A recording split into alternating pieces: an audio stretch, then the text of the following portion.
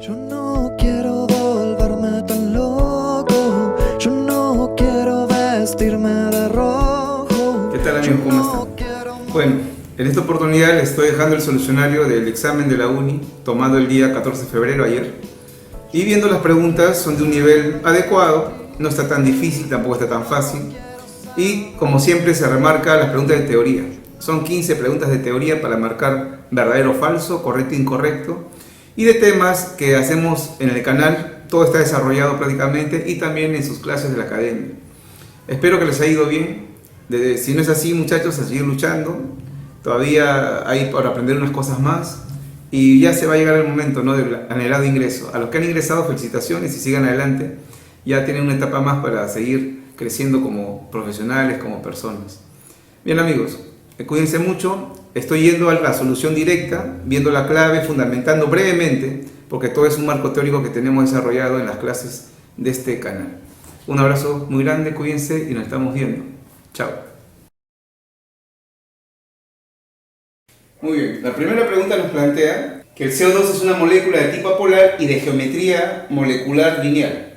¿Cuál de las siguientes especies químicas tienen su misma geometría molecular? Ya, muchachos, para que la molécula tenga geometría lineal, el átomo central de la estructura, en este caso es el carbono, tiene que tener hibridación sp. Esa es la característica de una molécula que va a ser lineal.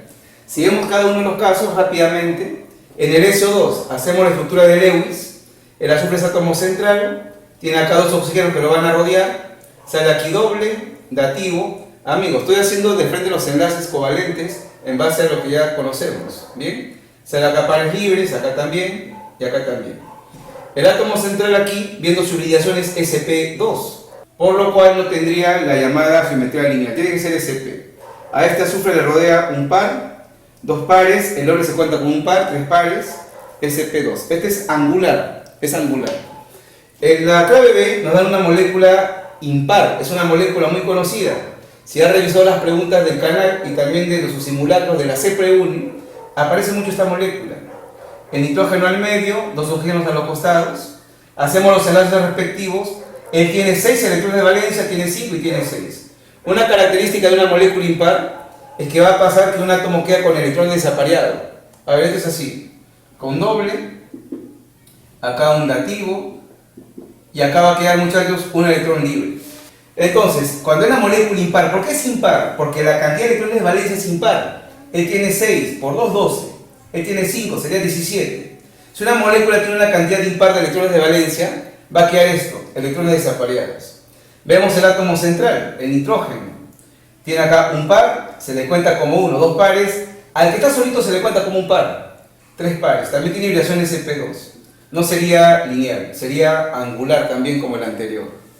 El ozono es así, 3 oxígenos, 6 de valencia, acá también 6 electrones de valencia, acá también. Será con doble, un dativo, y al igual que los anteriores, muchachos, también sería el átomo central sp2, tiene un par libre y esto sería angular. Acá tengo 3 moléculas angulares, no son la clave. Y esta es una molécula muy famosa, pues, muchachos. A cada rato se hace en las academias, se hacen las prácticas, es muy conocida.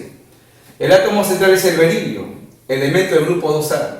Si no recordaba de qué grupo es, acá le ponen los números atómicos. Y con eso usted sabe de qué familia va a ser al hacer la distribución y sabe los electrones de valencia. El berilio tiene solamente 2. Tiene 2 cloros que lo van a enlazar, simple y simple.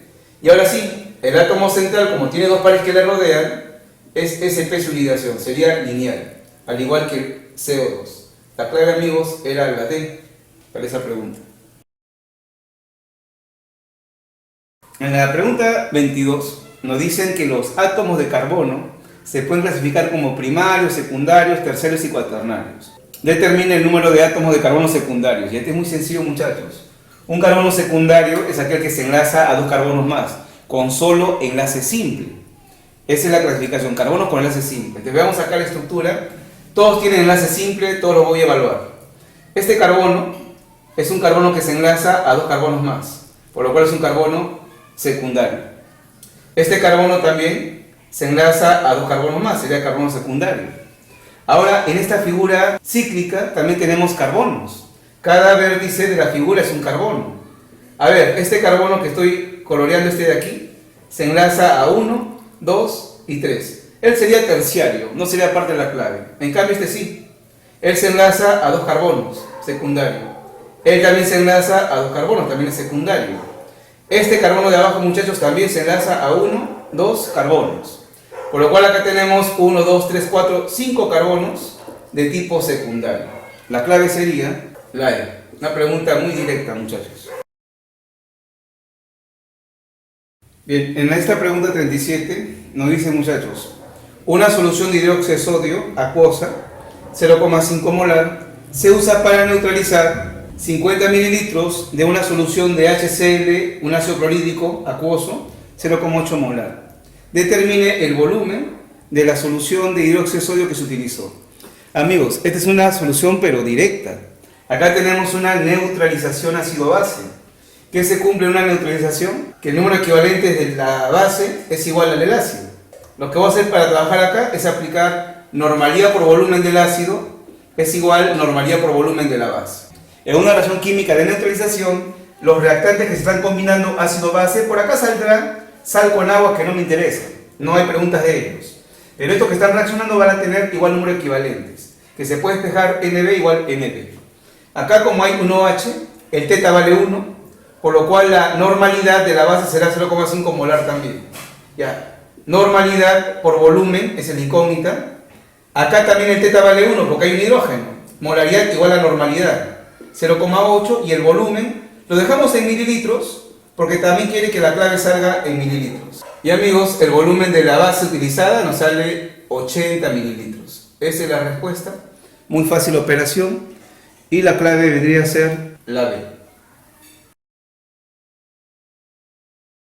Bien, en esta siguiente pregunta, pregunta 23, nos dicen, la acetona, no es la composición, se usa ampliamente como disolvente industrial. Entonces, al igual que el agua, su papel va a ser de disolver sustancias. Al respecto, señale lo que va a ser verdadero o falso, dice. Bien, nos dan acá la primera pregunta que dice, la geometría alrededor del carbono del grupo carbonilo es plana trigonal. A ver, muchachos, el grupo carbonilo es el grupo CO, es el grupo que lo representa. Y en una acetona, este grupo es conocido y se distribuye de esta manera. Este carbono con el oxígeno tiene una unión de enlace doble y además con los grupos metiles formaría enlaces simples, de esta manera. CH3 y por acá CH3. Esa es la forma como se distribuye al grupo carbonilo. El grupo carbonilo de una acetona es el grupo CO, que tiene enlace doble y dos simples. La hibridación de este carbono del átomo central es sp2. Y si la hibridación era sp2 y no tenía par libre ese átomo, la distribución electrónica en el espacio era triangular planar, ¿no? O trigonal planar. Por lo cual la primera afirmación, muchachos, es verdad, es correcta. Nos dice la segunda alternativa, la acetona es un disolvente polar. Ya, para empezar, disolvente sí es, porque el problema lo dice. Ahora, usted en su casa también tiene acetona y habrá observado el uso que dan cuando disuelve el esmalte de la pintura de las uñas, que usan las señoritas por lo general. Entonces es un disolvente, de hecho. Hay que ver si es polar o no. Y recuerde esto, todos los compuestos oxigenados, cetonas, aldehídos, ácidos, alcoholes, carbohidratos, son moléculas polares. Se podría demostrar, muchachos, pero ya en este momento creo que podemos ser directos y plantear que son moléculas polares, por lo cual la cetona es un disolvente polar. Podría evaluarlo con la polaridad aquí del grupo carbonilo, ¿no? El oxígeno se lleva los electrones porque es muy electronegativo, acá es el polo negativo y el carbono el polo positivo. Basta recordar, por lo que se ha hecho en las clases, que todo oxigenado va a ser polar, ya es naturaleza polar. Este es verdadero. En la tercera alternativa nos dicen, tiene una temperatura de ebullición mayor que la del propanol. Me están haciendo acá una comparación entre una acetona, ¿bien? Una acetona y un alcohol, que es el propanol. Si recordamos, amigos, los alcoholes, a diferencia de las cetonas, tienen la fuerza intermolecular puente de hidrógeno, porque acá adentro se encuentra el grupo OH, y cuando hay enlace H con O, esa molécula puede tener puente de hidrógeno. Una acetona no tiene enlace H con O, tiene la fuerza dipolo-dipolo. Claro, London está en todos lados. Acá también hay London, acá hay London. Pero lo que hace la diferencia es que acá hay puente de hidrógeno y acá no hay. Y el puente hidrógeno que presenta siempre mayor punto de ebullición de los que no lo tienen, por lo cual acá la temperatura de ebullición del alcohol sería superior al de la acetona. Acá nos decía que la acetona es mayor que la del alcohol, ese es falso. Por lo cual la clave sería, muchachos, verdadero, verdadero, falso, y la respuesta es la B. La solubilidad de la urea en etanol. Recordemos que la solubilidad nos indica la máxima cantidad de un soluto que se puede disolver en un solvente, en cierta cantidad de solvente. Por lo cual acá estamos hablando de la solubilidad de la urea, él va a ser el soluto, en etanol, él es el solvente. Voy a disolver urea en etanol. Nos dice que la solubilidad es de 16,8 gramos de urea, esta es la fórmula de esta sustancia, que se puede disolver como máximo en 100 mililitros de etanol. Entonces, este es mi soluto y el alcohol acá va a ser mi solvente. Es una solución donde el solvente no es el agua, así puede pasar, muchachos. Urea soluto, etanol solvente. Esto se ha medido en 25 grados centígrados y nos dice que determinemos cuál es la molaridad de la solución, sabiendo que la densidad del etanol es 0,79 gramos por mililitro. Bien, amigos, es muy sencillo. La molaridad, ¿cómo se define matemáticamente? La mole del soluto, que sería la urea, la mole del soluto sobre la masa del solvente, que en este caso va a ser el etanol, expresado en kilogramos. Bien, muchachos, tenemos todo para buscar los datos y reemplazar. A ver, empiezo. La molaridad sería mole de soluto, será la masa del soluto, que es 16,8 gramos, sobre su masa molar. Sumen ahí las masas atómicas y nos sale 60. Masa molar de la urea. Ya tengo aquí las moles del soluto. Abajo viene la masa del solvente en kilogramos. Como tengo del solvente volumen y densidad, voy a hallar su masa, que sería simplemente densidad por volumen. Multiplicando, nos sale aquí 79 gramos. Pero como la masa tiene que estar en kilogramos, esto se divide entonces entre 1000. Y ya tendríamos acá la masa en kilogramos de nuestro solvente. Operemos esto. Y sale, muchachos, 3,54 mol por kilogramo. Y la clave vendría a ser la C.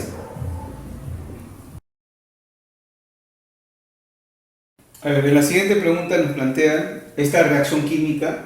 Y hay un contexto, muchachos, y hay un contexto que habla de una reacción de nitración, pero si vemos las alternativas nos hablan sobre si esto va a ser un ácido, si la base conjugada de esta sustancia va a ser el que está acá. Y ahí nos damos cuenta que se trata de la teoría de ácido base de Brostey-Villogri. Bien, con eso avanzamos y aplicamos lo que plantea. Como observamos, esta sustancia, para volverse lo que está acá, ha aceptado un hidrógeno de su compañero, el que está al costado. De acá un hidrógeno ha venido para este lugar, un hidrógeno más uno. Según Brostey-Villogri, esta sustancia que es capaz de entregar hidrógeno se va a llamar ácido, y el que lo recibe se va a denominar una base. Voy al otro lado, como es reversible, acá también va a pasar lo mismo. Para que esto retorne, ahora esta sustancia tiene que entregar el hidrógeno a esta otra, por lo cual esta sustancia se llamaría un ácido y la que lo acepta sería una base. Para diferenciarlos, acá la hélice se coloca conjugado, ¿no? Ácido conjugado y una base conjugada. Ahora, los pares conjugados serían los siguientes. Este es un ácido, su conjugado sería la base que está al otro lado, y ahí tenemos una pareja de conjugados. Para esta base, su conjugado es el ácido que está por allá, y ahí tenemos la otra pareja de conjugados. La primera nos dice, el HNO3 actúa como ácido en la reacción directa. La que va para allá y damos cuenta que no, está actuando como una base. ¿Bien? Este HNO3 es un ácido si lo echamos al agua, pero en este caso el ácido nítrico está actuando con el sulfúrico y ahí se comporta como base. Hagamos caso a la teoría, ¿no? Recibe un hidrógeno, es una base de Brostey-Villogri. La primera alternativa siguiente, muchachos, falso. La segunda nos dice, la base conjugada del ácido sulfúrico va a ser el anión HSO4, sería verdadero, ¿no? Es la base conjugada de esta sustancia. Y la tercera alternativa nos plantea, tanto el H2SO4 como el HNO3 trabajan como ácidos, falso. Este es ácido, este es base en esta reacción. Por lo cual la clave sería falso, verdadero, falso, y la clave es la D. Bien, en esta otra pregunta, 27, nos dicen, muchachos, que vamos a mezclar 50 mililitros de solución acuosa de sulfato de sodio 2 molar con 100 mililitros de fosfato de sodio acuoso 1 molar. Ya usted tiene que estar proyectando que son dos vasos, dos soluciones, que voy a juntar, voy a mezclar. Cuando se dice que se va a mezclar, es que no es reacción química, es una agrupación física nada más. Tenemos acá sulfato de sodio en agua, con estos datos de solución, y acá fosfato de sodio también en agua, con esta información. Los juntamos y nos pide ahora que respondamos cuál vendría a ser la concentración en mol por litro, eso es molaridad, de los iones sodio en la solución resultante. Si quiero saber la molaridad de los iones sodio en la solución resultante, sería las moles de los iones sodio entre el volumen de la solución donde está el litro. El volumen de la solución en litros lo tenemos, porque todo lo que se va a reunir son los volúmenes que hemos juntado, sería 50 mililitros más 100 mililitros, vendría a ser entonces 150 mililitros, ¿está bien? Ya tenemos este volumen. Faltaría la mole de sodio, vamos a calcularlos acá. Lo que yo puedo hacer de inmediato para el soluto que está disuelto en el agua es hallar sus moles. La mole, ¿cómo se define, muchachos, para un soluto en una solución? ¿Cómo molaría por volumen? Y acá sería 50 por 2, saldría 100. Como el volumen se encuentra en mililitros, acá nos sale, amigos, milimoles, ¿está bien? Sale en milimoles. Acá de igual forma, para el fosfato de sodio que está dentro de esta solución, su cantidad de moles sería molaría por volumen. Acá sale 100, y como el volumen está en mililitros, esto sale milimoles. Ahora, no se olvide que toda sal es un electrolito fuerte, por lo cual acá va a ser una ionización total de la sal en el agua, en la solución. Entonces, si tengo 100 milimoles de mi sulfato de sodio, simplemente multiplico 100 por 2 y tendría por este lado 200 milimoles de sodio que aporta esta solución. Acá de igual manera, ¿cuántas moles de sodio más 1 va a tener este sistema? Como tengo 100 milimoles de toda la sal, 100 por 3 vendría a ser entonces 300 milimoles de sodio más 1 en la segunda solución. Lo sumamos, amigos, y tendríamos 500 milimoles del ion sodio en la mezcla realizada. Como aquí está en milimoles, abajo voy a colocar el volumen en mililitros para que los milis se vayan. Volumen de toda la solución sería 50 más 100, 150 mililitros. Mili con mili se va y queda mol por litro, que es la molaridad. Esto saldría 3,33 molar. La clave vendría a ser entonces la E. Bien, muchachos, en la pregunta 29 dice: ¿cuál es el coeficiente estequiométrico correspondiente al agente oxidante al balancear el medio básico la siguiente reacción?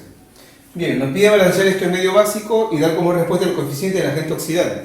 Vamos a proceder. Primero, hallamos las cargas para ver qué elementos oxidan se reducen. Él está solito, tiene carga 0. Acá la suma debe ser menos 1. El nitrógeno tendría carga, muchachos, más 5, ¿verdad? L menos 2 menos E más 5 menos 1. Voy a la derecha. Acá la sumatoria debe ser menos 2. El O es menos 2, sería acá menos 4, por lo cual el zinc debería ser más 2, para que la suma nos dé menos 2. Acá se sale 0, el H es más 1, más 3, el nitrógeno menos 3.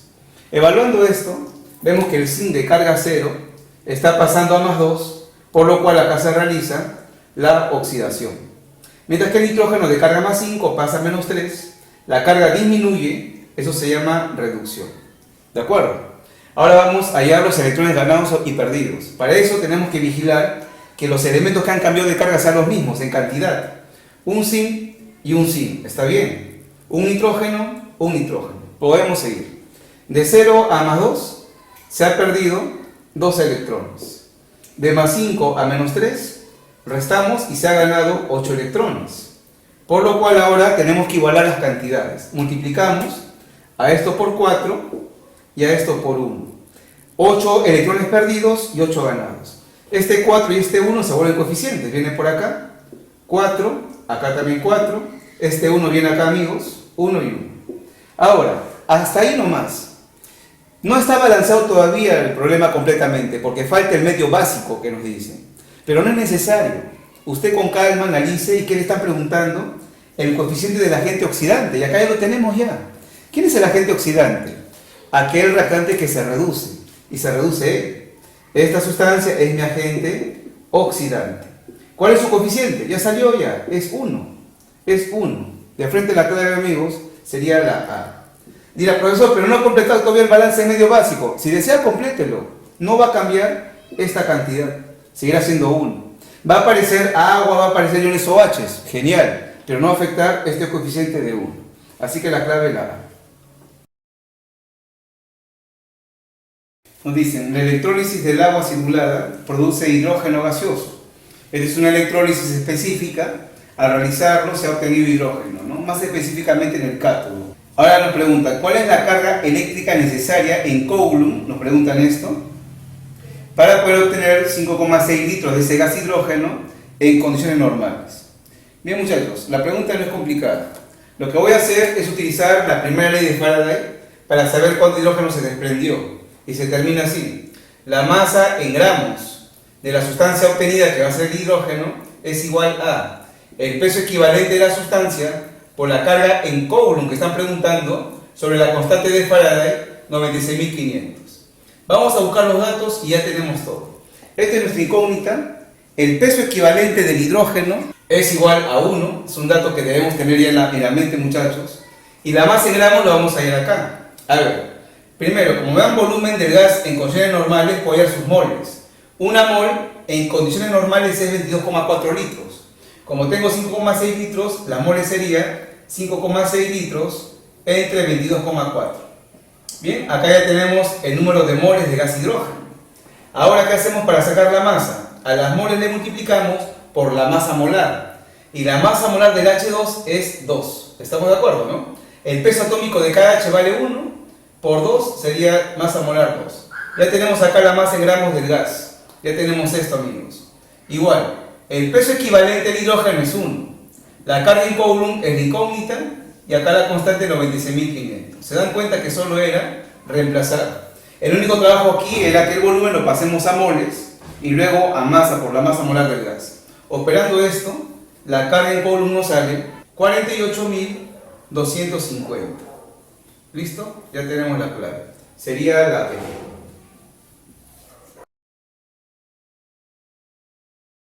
Bien, en esta pregunta número 30, muchachos, nos plantean sobre un texto donde nos muestran tres sustancias que son óxido de zinc, dióxido de titanio y sulfato de bario. Y quiere que indiquemos sus fórmulas respectivamente. Ahora, acá es directo. Recordar que hay cargas que debemos manejar, como es la del zinc. La única carga del zinc es la carga más 2. Para formar el óxido tiene que estar el oxígeno menos 2. Simplifica los estados de oxidación, que haría 1 y 1, cruzamos eso y esta es la fórmula del óxido de zinc. Bien, ahora acá este nombre es el nombre sistemático, o también llamado UPAC, que me dice ya las cantidades. Dióxido de titanio, 2 oxígenos y un titanio.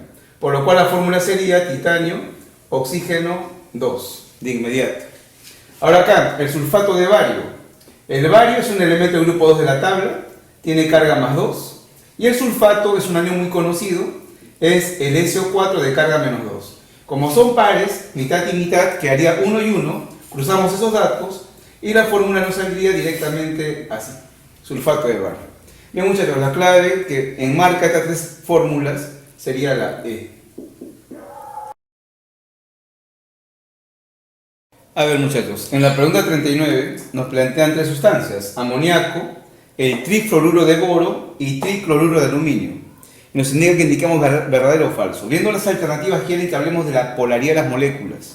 A ver, para eso voy a revisar las estructuras de cada una de ellas. El amoníaco, átomo central nitrógeno, 3 hidrógenos que van a estar en sus extremos. Sale acá simple, simple, simple y acá un par libre, ya que él tiene 5 electrones de valencia. Hay que saber hacer los enlaces. Boro flúor 3. El boro es el átomo central. El boro tiene 3 electrones de valencia y cada uno se encargará de enlazar con enlace simple a los flúor. El boro, recuerde que no llega al octeto, ¿no? Y sería así. El aluminio cloro 3 es similar. Aluminio también, igual que el boro, es grupo 3 de la tabla. Tiene 3 electrones de valencia. Hay 3 cloros en sus extremos. Y va a tener que realizar 3 enlaces simples. Bien muchachos, tenemos ahí a las 3 moléculas que nos están planteando. Dice la primera. El amoníaco es una molécula polar. Aplicando la regla práctica, si el átomo central tiene par libre, esa molécula del frente se define como polar. Por lo cual la primera alternativa, muchachos, es verdad. La segunda dice, el momento dipolar neto de la molécula 2 es 0. Si el momento dipolar resultante o neto va a ser 0, es porque es una molécula apolar. A ver, verifiquemos. Regla práctica, muchachos. Si el átomo central no tiene par libre y se enlaza a átomos iguales, esa molécula es de tipo apolar. que significa que su momento dipolar neto o resultante es igual a cero. La segunda alternativa sería verdadera. Y la última nos dice, las tres moléculas son moléculas no polares. No, la primera es polar. Ya, esta de acá también va a ser igual que la segunda, una molécula apolar. Entonces la tercera sería falso. No todas las moléculas son no polares. La primera es polar. La clave sería entonces verdadero, verdadero, falso y marcamos la clave E.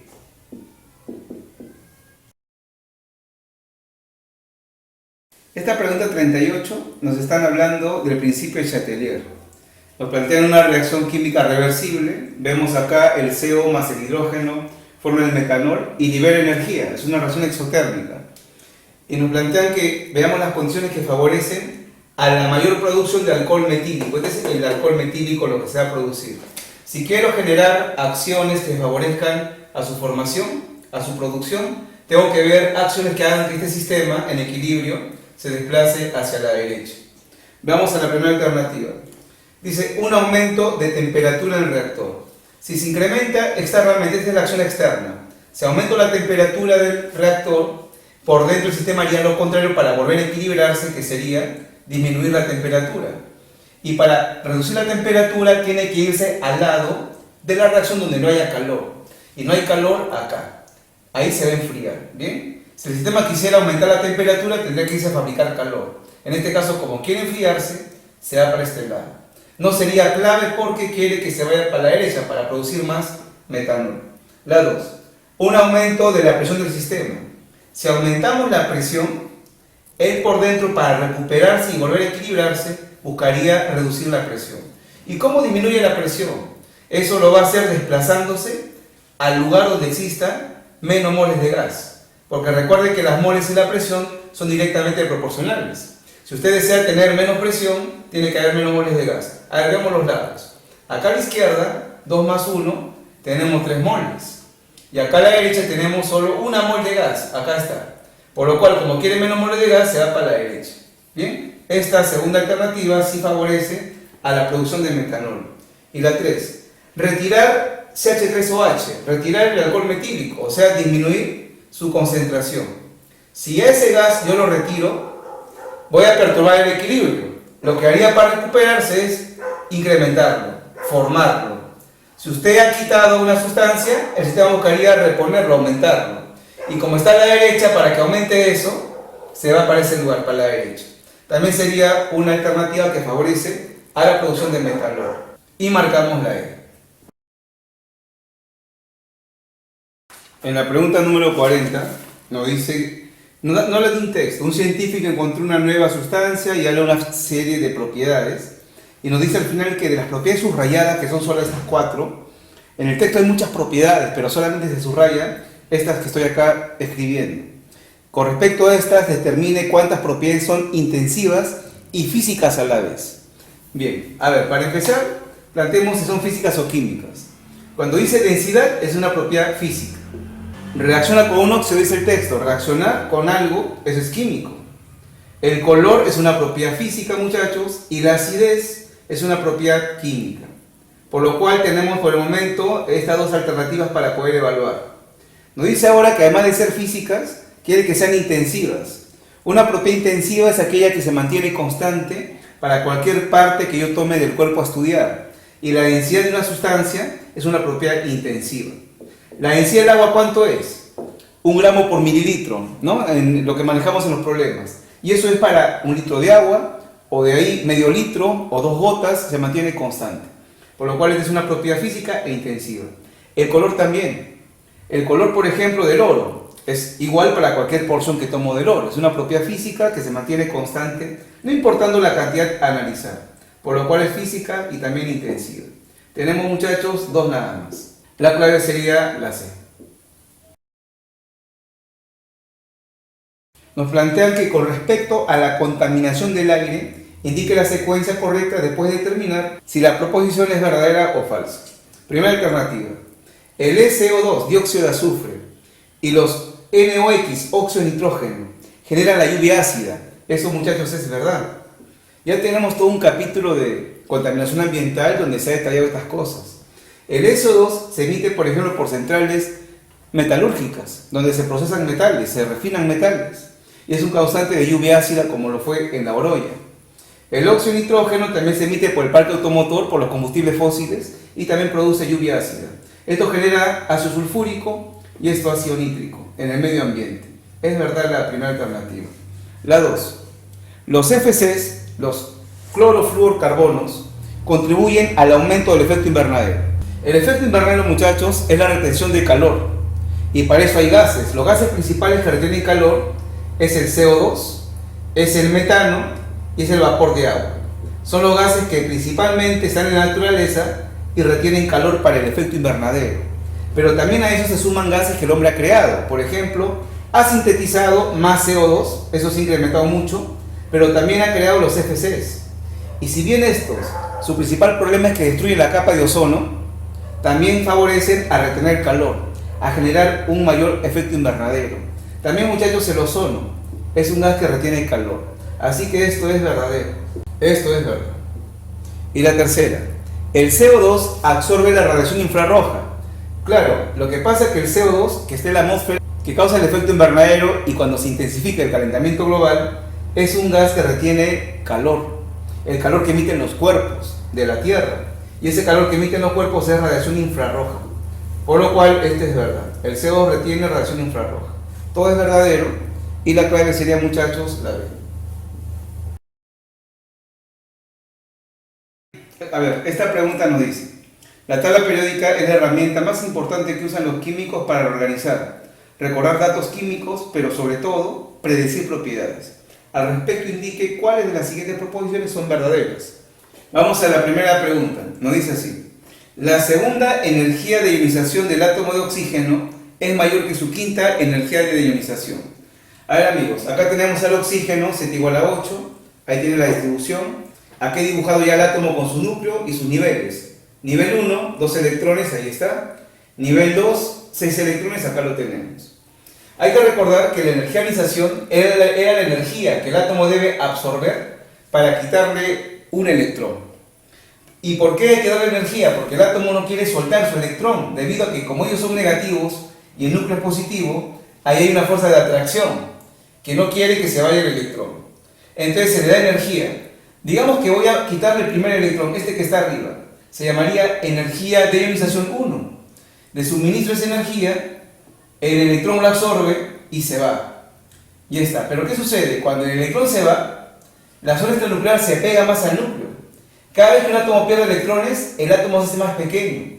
Así que sacar un segundo electrón va a ser más difícil porque se va a encontrar más cerca al núcleo y la fuerza de retención va a ser mayor. Así que la energía de ionización 2 va a ser mayor, muchachos, que la primera. Quiero sacar un tercer electrón, pero como se han perdido ya 2 electrones, esto se ha hecho más pequeño, el radio atómico disminuye. Y sacar un tercer electrón va a ser más difícil. La energía de ionización 3 será mayor todavía. Entonces, siempre conforme usted vaya sacando más electrones, la energía de ionización va a tomar un valor más elevado. Entonces, vamos a sacar el cuarto y el quinto que pregunta el examen. Sacar un quinto electrón va a requerir más energía que todos los anteriores. Por lo cual acá nos dice, muchachos, que la segunda energía de ionización es mayor que su quinta energía de ionización. Falso. Eso es incorrecto. Vamos a la 2. Nos dice ahora: la afinidad electrónica del criptón es una magnitud positiva. A ver, recordemos esta propiedad. Recuerda que la afinidad electrónica se manifiesta o se aplica cuando un átomo en estado gaseoso acepta un electrón. Entonces vamos a ver cómo era el asunto. Este flúor 9 en estado de gas va a recibir un electrón, por lo cual al recibirlo se vuelve un determinado anión. Es un anión monovalente que va a formarse. Y por lo general, lo que hace el átomo al aceptar un electrón es liberar energía. Esa energía liberada, muchachos, se denomina afinidad electrónica. La afinidad electrónica es por lo general la energía liberada cuando un átomo acepta un electrón. Como es energía liberada, energía que se va a desprender, que se va a perder, se define como la afinidad electrónica negativa, ¿no? Tiene un signo negativo esa energía, porque esa energía liberada es como un proceso exotérmico. Ahí se establece la energía del proceso como negativo. Esto es lo que pasa en la mayoría de casos, pero hay excepciones importantes. Hay elementos que tienen orbitales llenos en su estado neutro, en su estado basal. Tenemos a los elementos que son del grupo 2A y tenemos a los elementos del grupo 8A, los gases nobles. En ellos hay una excepción. En ellos, ¿qué va a ocurrir? Que si agarramos alguno de esos elementos, por ejemplo el elemento puede ser cualquiera de ellos, calcio, magnesio, helio, criptón, neón, y le vamos a dar un electrón para evaluar la afinidad electrónica, lo que va a pasar, muchachos, es que esto no va a liberar energía. Para que estos elementos del grupo 2A y 8A puedan aceptar un electrón y hacer la afinidad electrónica, ellos, muchachos, absorben energía. Absorben energía y así va a ser posible que ellos puedan aceptar al electrón. Y se convertiría en E-1. En este caso, la energía no es liberada, por lo cual aquí la afinidad electrónica se define como positiva. ¿Está bien? Entonces, hay casos particulares. Casi todos, cuando aceptan un electrón y se vuelven anión, van a liberar energía. Afinidad electrónica de magnitud negativa, ¿no? Se dice así. Solamente algunos elementos que ya hemos señalado van a tener la necesidad de, al aceptar un electrón, absorber energía para que eso pase. Por lo cual acá la afinidad electrónica, como es energía absorbida, se define como magnitud positiva. Y como en este enunciado nos dicen que la afinidad electrónica del criptón, gas noble, grupo 8A, es una magnitud positiva, eso sería verdadero. ¿Bien? La tercera. La primera energía de ionización del átomo de azufre es mayor que la correspondiente al átomo de oxígeno. Claro, la primera energía de ionización, esa primera energía para sacar el primer electrón, es lo que vemos en la tabla con las flechas, que aumenta para la derecha en un periodo y para arriba en un grupo. Estamos hablando acá de oxígeno y de azufre, ellos son del grupo 6A, un grupo muy conocido. El oxígeno va primero, luego va el azufre, luego el selenio, etcétera, etcétera. A ver, muchachos, ¿cómo en un grupo aumentaba la primera energía de ionización? Muy bien, aumentaba hacia arriba. Te puedo decir que la primera energía de ionización del oxígeno es mayor que la del azufre. Y acá nos decía que la primera energía de ionización del azufre es mayor que la correspondiente al oxígeno. Esto sería falso. Bien, acá sería la primera incorrecta, la segunda está bien y la tercera está falsa. Como lo piden lo verdadero, sería solamente la 2. La clave, muchachos, es la D. A ver, la pregunta 32 nos dice, respecto a los estados de agregación de la materia, que entendemos principalmente son estado sólido, líquido y gas. También hay más, como el plasma, como el estado de cristales líquidos, etc. Pero estos son los principales. Indique la secuencia de verdad y falsedad. La 1 nos dice así, muchachos. La presencia de fuerzas intermoleculares explica por qué los líquidos y sólidos, las moléculas están más cercanas que los gases. Bien, analicemos. De nuestra experiencia, sabemos que en estado sólido, las partículas que están dentro, en este caso moléculas, porque así habla el término, están más cerca entre sí, están más cercanas, ¿no? En el estado líquido, las moléculas se encuentran un poco más distantes, y ya con un movimiento de traslación, no tan intenso, pero sí lo presentan. Caso de moléculas de agua, en estado líquido, de alcohol, etc. En el estado gaseoso, ya las moléculas se encuentran más distantes entre sí, y con mucha agitación molecular, ¿no? Con mucho movimiento. Ya. Esto se debe a factores diversos y entre ellos están las fuerzas intermoleculares. ¿Por qué? En el estado sólido las moléculas se encuentran más cerca entre sí, más cerca y sin tanto movimiento como lo están en los demás estados de la materia. Porque acá las fuerzas intermoleculares son muy intensas, son de mucha intensidad. En el estado gaseoso, ¿por qué las moléculas se encuentran muy separadas entre sí, muy distantes y con mucho movimiento? Porque la fuerza intermolecular entre estas es despreciable, es muy débil. Y en el líquido va a ser intermedio. ¿Bien? Ni tan fuerte como el sólido, ni tan débil como el gas. Por lo cual acá nos dice que las intermoleculares explican por qué en los líquidos y sólidos las moléculas se encuentran más cerca entre sí. Eso sería verdadero. Como acá es más intensa la intermolecular, eso permite que estén más cerca, ¿no? Y justifica por qué el gas se encuentra más separado con respecto a ellos. La primera es verdad. Vamos a la segunda. Dice, las fases condensadas. ¿Y a qué se refiere con fases condensadas? Se refiere, muchachos, a sólido y líquido. Estos son los llamados estados condensados de la materia o fases condensadas. Nos plantean, se forman debido a la presencia de intermoleculares. Por supuesto, como hemos dicho un ratito, debido a la presencia de las intermoleculares, las moléculas se acercan Y si se acercan mucho, porque es muy intensa la intermolecular, forma el estado sólido. Un poco menos intenso el líquido, ¿no? Justifica entre la intermolecular la formación de estos estados de la materia. Por lo cual la 2 sería verdadera. Y la tercera, las sustancias no polares generalmente se presentan como gases, pero pueden condensar, o sea, volverse líquido, debido a la presencia de fuerzas dipolo-dipolo. Eso es falso. Recordemos que las moléculas apolares o no polares solamente pueden manifestar fuerzas de London o fuerzas de dispersión. No tienen dipolo-dipolo. Para que tenga dipolo-dipolo y eso permita que se dé la condensación, tiene que ser molécula polar, no apolar. Una molécula no polar o apolar tiene solamente London. Esto estaría mal, bien, sería falso. La clave vendría a ser la D.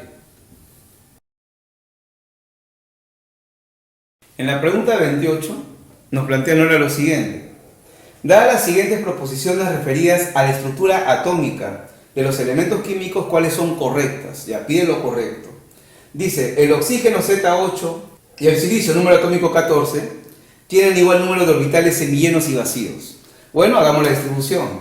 Acá serían, muchachos, rápidamente 1s2, 2s2, 2p4. Y acá vendría a ser neón 10, 3s2 y 3p con 2 electrones, 14 y acá 8. Nos dice que ambos van a tener igual número de orbitales semillenos y vacíos. Eso lo vamos a ver acá en la parte final. Sabemos que acá en p hay 3 orbitales. Bien, analizando cómo está ello, tiene 4 electrones. Por el principio de máxima multiplicidad, primero un electrón en cada orbital. Ya tengo 3, me falta 1, voy al inicio y comienzo a llenar. Acá también, en el p, analizamos ahí cómo está el asunto, muchachos. 3 orbitales. Hay solo 2 electrones, sería acá 1 y 2. Así como está la distribución, puedo afirmar que ambos van a tener 2 orbitales semillenos y acá también 2 orbitales semillenos. Cada uno tiene eso, 2 semillenos. Hasta ahí estaría bien, pero si hablamos de vacío, hasta donde está la distribución electrónica, acá no hay ninguno vacío. El orbital tiene al menos un electrón, no se dice que está vacío. Y acá tiene uno vacío, ¿verdad? Esto se encuentra vacío. Por lo cual no puedo afirmar que el número de orbitales semillenos y vacíos son iguales. Esta primera está incorrecta. La 2 dice, el oxígeno y el silicio, los elementos que ya tenemos acá, son sustancias que tienen igual cantidad de electrones desapareados, y es verdadero. 2 electrones desapareados y acá también. Por lo cual la 2 es verdad. Y finalmente, los aniones oxígeno menos 1 y oxígeno menos 2 tienen la misma carga nuclear. ¿Qué significa eso? La carga nuclear es el número atómico, el número de protones. Y la carga lo único que ha hecho es alterar la cantidad de electrones. Este átomo ha ganado un electrón. Él ha ganado 2. La zona extranuclear ha cambiado. Pero el número de protones, lo que está en el núcleo, no. Si el número atómico de él es 8, o su carga nuclear es 8, que es equivalente a decir, acá también, muchachos. El número atómico, el Z, repito, llamado carga nuclear, no se va a modificar con la carga del elemento. Lo que se modifica es la cantidad de electrones, no la cantidad de protones o carga nuclear. Por lo cual acá decía, ellos tienen la misma carga nuclear, es verdad. Nos pide que marquemos lo correcto. Sería 2 y 3. La D es la respuesta.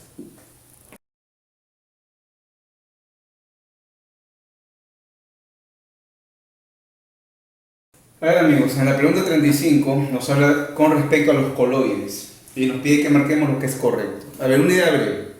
Los sistemas dispersos eran 3. Estaban las suspensiones, coloides y las soluciones. Lo que lo diferenciaba era el tamaño de la partícula. Por ejemplo, vamos acá a hacer un ejemplo de sistemas dispersos líquidos. Si fuera una suspensión, la partícula que entra al agua en este coloide líquido es tan grande que por acción de la gravedad se va al fondo del vaso y se dice que sedimenta, ¿no? Tenemos, por ejemplo, ahí una suspensión como podría ser arena en agua, cocoa en agua. La partícula es grande de una suspensión y se va al fondo. Cuando hablamos de un coloide, muchachos, un coloide es una partícula de un tamaño más pequeño que una suspensión que no sedimenta. Y esta partícula a simple vista no se puede ver, pero sí al microscopio. Por ejemplo, ¿de qué partícula estamos hablando acá? Puede ser el caso de la partícula que se contiene en la leche. Es un coloide, ¿bien? Podría ser también, por ejemplo, en la gelatina. Aparentemente, cuando echamos la leche al agua o gelatina al agua, esto parece uniforme, que no hay partes diferentes, pero con un microscopio se puede ver a la partícula de un coloide. ¿Bien? Si hablamos de una solución, la partícula es más chiquita y esa partícula ya no se puede ver por ningún medio. ¿Bien? Para una solución, la partícula va a ser más pequeña. Entonces, en un sistema disperso, el tamaño de partícula define el tipo de sistema disperso. Una suspensión, partículas grandes que sedimentan en el sistema líquido. Un coloide, una partícula más chiquita, que no sedimenta, que a simple vista no se ve, pero sea al microscopio. Y una solución, una partícula más chiquita, que no se puede ver por ningún medio. Vamos a la primera alternativa que nos dice así. Si está formado el coloide por oxígeno y nitrógeno, ambos en estado natural, presenta el efecto Tyndall. A ver, muchachos, para empezar, si tenemos acá el gas nitrógeno y el gas oxígeno, una agrupación de gases no forma coloide. Una agrupación de gases siempre va a ser una solución, una mezcla homogénea.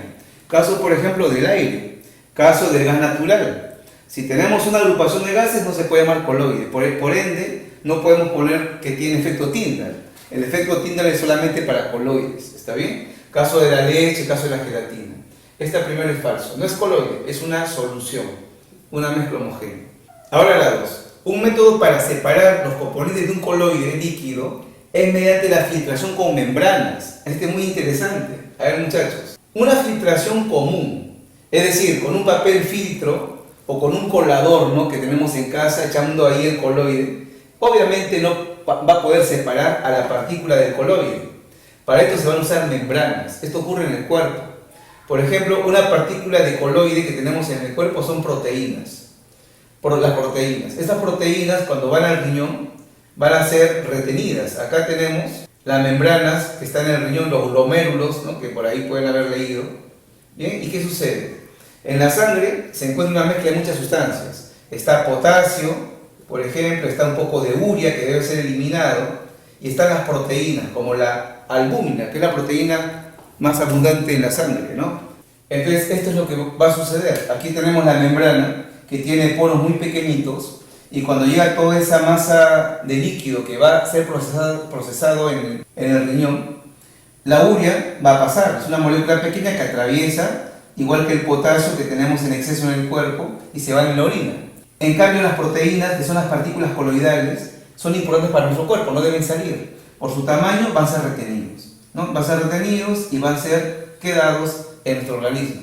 Entonces, puede ser a través de membranas que yo pueda separar las partículas coloidales de otras que no son. Se puede separar por este método. La 2 sería verdadera. ¿Bien? Y la última alternativa son sistemas microheterogéneos. Claro, un coloide a simple vista parece que es homogéneo, leche, gelatina. Pero con medios ópticos más sensibles como microscopios, yo puedo apreciar ahí la diferencia. Veo la partícula coloidal de la parte líquida, ¿no?, de la parte del agua. Por lo cual, a nivel interno, ya de forma muy minuciosa, más sensible, con un microscopio, son sistemas heterogéneos. La 3 sería verdad. Nos piden lo correcto, que sería, muchachos, 2 con 3, y marcamos la clave E. Bien, en la pregunta 36 dice que marquemos lo que es correcto con respecto a los cristales líquidos. A ver, muchachos, este es un estado de agregación de la materia diferente, no tan común. Y se puede plantear que es un estado de la materia que se caracteriza por tener propiedades de cristal, es decir, de sólido, ¿ya?, propiedades de un sólido y propiedades de un líquido. Es algo intermedio entre los dos. ¿Qué toma de un sólido? De un sólido, muchachos, toma que internamente los cristales líquidos tienen moléculas, como acá lo ve, con cierto ordenamiento. ¿Se acuerda del cristal cloruro de sodio? Era una figura cúbica con partículas ordenadas, ¿no? Acá también hay cierto ordenamiento, por lo cual se plantea que se parece en eso a un sólido. ¿Bien? Acá tenemos, por ejemplo, la posición llamada esméctica. Esa posición de las moléculas puede variar, puede moverse debido a la presencia de luz y también de campos eléctricos. Ahora, ¿en qué se parece a un líquido? Se parece a un líquido en que las moléculas no están quietas exactamente como un sólido, sino que tienen fluidez. Estas moléculas pueden desplazarse a lo largo del eje, dependiendo de factores como temperatura, como campos eléctricos, como menciono. Vamos a ver poco a poco las alternativas. Dice la primera: ¿se usan ampliamente en pantallas de dispositivos electrónicos? Sí. Si recordamos, los cristales líquidos se emplean en pantallas llamadas LCD. ¿Bien? En computadoras, calculadoras, laptops, televisiones, etc. La primera es correcta. La segunda, constituyen un tipo especial de estado de agregación de la materia, que presenta propiedades de fase líquida y sólida. Muy bien. Fase líquida, que la molécula fluye, ¿no? Como las moléculas del agua se mueven. Y sólido porque hay un cierto ordenamiento. La 2 es verdad. Y la 3, presentan propiedades físicas anisotrópicas. Si ustedes recuerdan, muchachos, un sólido cristalino se dice que es anisotrópico. ¿Y qué significa anisotropía? Que ciertas propiedades van a tomar valores distintos dependiendo de la dirección donde se midan. Por ejemplo, acá la propiedad más representativa son en base a los fenómenos ópticos. Si la luz incide, por ejemplo, de esta manera al cristal líquido, en esta dirección, va a generar una respuesta diferente a que se incide por acá, debido al ángulo en el cual está incidiendo, ¿no? Y se va a rebotar o se va a dispersar la luz, ¿no? Entonces el cristal líquido tiene propiedades anisotrópicas. Dependiendo en qué dirección se mida la propiedad óptica, encontraremos una respuesta diferente. Por eso justo se usan en pantallas para proyección de las imágenes. La tercera sería, muchachos, verdadera. Tiene propiedad de anisotropía. La clave sería entonces todas. La respuesta la E. Bien, amigos, en esta última pregunta nos dice: se construye una celda electroquímica colocando un electrodo de zinc en un litro de solución de sulfato de zinc 0,2 molar. Le voy a colocar ese dato.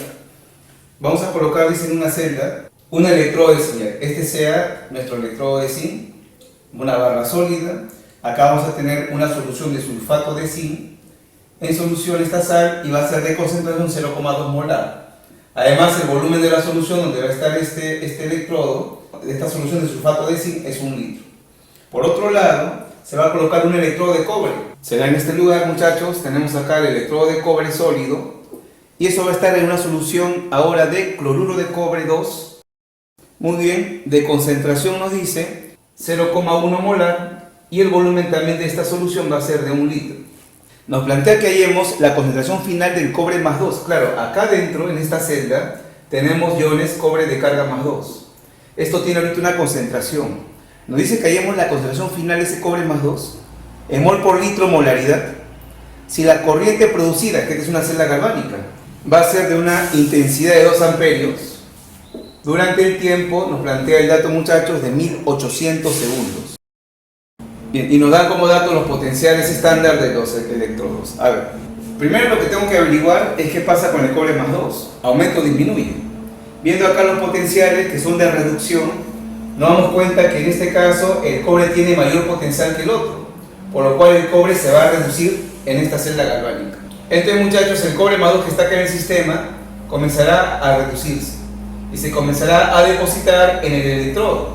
Por lo cual, si este cobre más 2 tenía una concentración, después del tiempo que va a funcionar la pila, habrá menos, porque se está depositando. Se está volviendo cobre sólido en la superficie del electrodo que está a la derecha. Este es el cátodo de la celda galvánica, ¿bien? Entonces, el cobre se va pegando, se va adhiriendo, se va depositando, y su cantidad de la solución va a ser menos, su concentración va a disminuir. La pregunta es cuánto queda al final. A ver, muchachos, lo que puedo hacer directamente ahorita, para esta solución de la izquierda donde está el trabajo, es hallar las moles de cobre cloro 2. Lo puedo hallar de inmediato. ¿Cómo? Molaridad por volumen. La molaridad de esta solución es 0,1, volumen 1 litro, por lo cual acá tengo 0,1 mol. Ya, como es una sal, es un electrolito fuerte, puedo hallar las moles de cobre más 2 que tenemos en este momento. La mole de cobre más 2 que están acá contenidas sería 0,1 por 1, 0,1 moles. Si quisiera saber las moles de cloruro, sería 0,1 por 2, 0,2 moles de cloruro. Ya tengo acá la mole de cobre más 2, muchachos, al inicio. Ahora, ese cobre más 2 se está gastando porque se está depositando, y la pregunta es, ¿cuánto me queda al final? Muy bien, voy a hacer esto. Voy a plantear el proceso por el cual el cobre se va reduciendo. Ese cobre más 2 que está en la solución gana 2 electrones y se reduce a cobre sólido, ¿no? A cobre cero. Puedo afirmar esto. Por cada mol de cobre más 2 que se va a consumir, que se va a depositar, se está empleando una carga, muchachos, de 2 mol de electrones, que sería 2 veces 96.500 Coulomb. Encontré mi relación entre el cobre que se deposita, que sale de la solución para la barra, y la carga que circula por el sistema o que está generando. Una mol de cobre más 2 se deposita, ¿no? Se va a gastar, se va a formar en la barra al paso de 2 mol de electrones que equivale a esta carga en cobre, 2 veces 96.500. Y acá tengo la carga que ha circulado, I por T. Si ahora ha circulado 2 amperios por 1800 segundos, aquí tiene la carga en cobre del problema, ¿cuántas moles de cobre más 2 ha tenido que depositarse? Ha tenido que salir de la solución hacia el sólido. Y la moles, muchachos, de cobre más 2, que ha tenido que gastarse, que ha tenido que depositarse, es 0,019 moles. Por lo cual, las moles de cobre más 2 que queda en el recipiente sería lo que había al inicio, 0,1 menos lo que se ha gastado. Y con esta reducción y con la carga que me dieron y el proceso respectivo, hallamos lo que se gastó, 0,019. Bien, operemos esto y nos sale 0,081 moles. Como el volumen de la solución es 1 litro y me dice que asumamos que no cambia, entonces la concentración sería moles entre volumen y saldría lo mismo, ¿no? 0,081 moles entre 1 litro, 0,081 molar. Viendo la clave, muchachos, han redondeado esto a 0,08 y la respuesta es la B.